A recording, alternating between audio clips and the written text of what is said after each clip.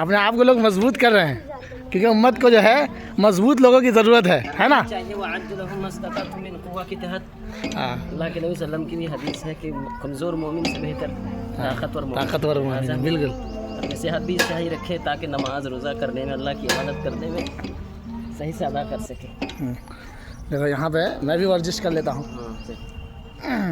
करेंगे, अभी कैमरा है चालू इसलिए नहीं कर पा रहा हूँ, करता हूँ मैं। क्या सर, मज़ा आ रहा है? हाँ, बहुत मज़ा आ रहा है। देखिए सब ताकतवर मोमिन है, ताकत हासिल कर रहे हैं। देखिए कुछ बताइए। 1 साल के बाद आज फर्स्ट मरतबा है ऑक्सीजन पार्क में आए हैं हमारे सादिक सर साहब के साथ और अकबर सर है, अकबर सर के साथ। देख लीजिए। ये बहुत चाहिए, मैं समझता हूँ कि हर आदमी को जो है वर्जिश करना चाहिए। क्या राय है आपकी? बिल्कुल बिल्कुल। तो आप लोग उठिए, सुबह सुबह वर्जिश कीजिए, वर्कआउट कीजिए, अपने आप को मजबूत कीजिए, अपने बाजू को मजबूत कीजिए। चलिए।